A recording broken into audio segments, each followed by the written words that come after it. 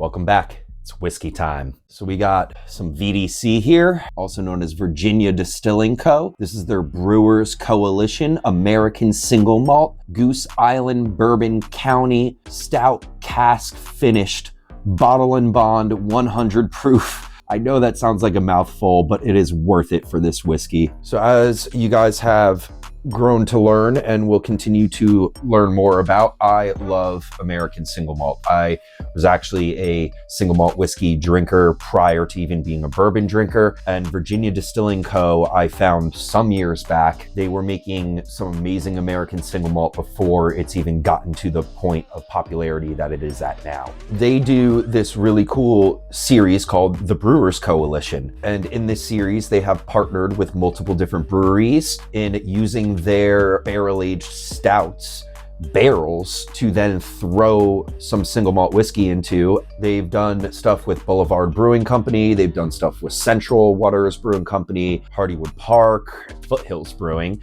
and also Goose Island. And Goose Island, of course, has their famous Bourbon County Stout, which personally isn't one of my favorite bourbon barrel-aged beers on the market, but it has gained a lot of popularity throughout the years and people seem to really enjoy it. I picked up a bottle of this. I was actually searching for it. I wasn't like going to seek it out, but it came across my path as I was looking for it, and I was like, yes, please. And I'm looking forward to sharing this with you guys.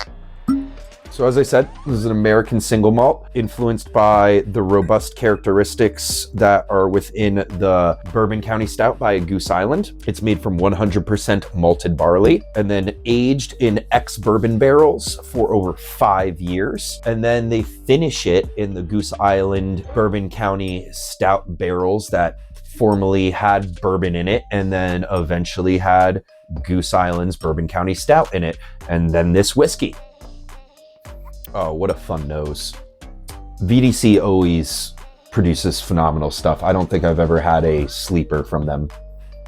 Brown sugar, toasted grains, a little bit of honeycomb. That's a very nice nose. Let's go in a little toffee and like candied walnuts. Play of this like coffee espresso beans in there. Very nutty and roasty. Nice toasty, long finish. Get some vanilla on the back end of that as well. And caramel coming into play. Very nice. I'm looking forward to finding some of their other bottles of this. The other breweries that they've worked with, they've put their single malt into very distinctive beers. I'm very curious to see how these beers have affected the casks that they're in and then therefore affecting the whiskey that is getting put into it afterwards. Like I've said in my prior whiskey videos, I'm into the funky and fun stuff. I don't want a boring basic bourbon. Bourbon is on its way out.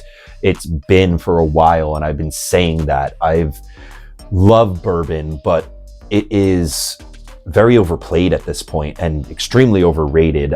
There are a lot of good bourbons on the market, but a lot of the stuff that people are seeking after and are very expensive, I'm like, why are y'all doing that? There's no need. And people are buying 6-7 bottles of something at a time to sit on a shelf at their house and not be drank.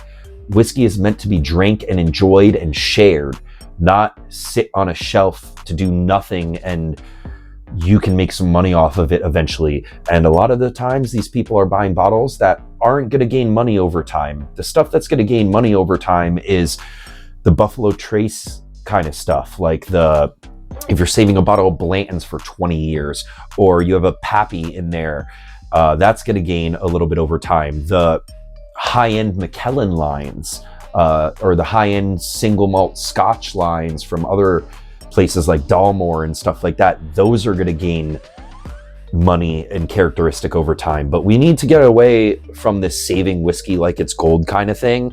I think whiskey, just like beer, is meant to be enjoyed with people and shared with people and talked about and enjoyed and not sat on a shelf in somebody's basement just collecting dust while somebody who is just getting into whiskey, searching for that bottle, can't find one and won't get to try it because you're fucking hoarding it, man.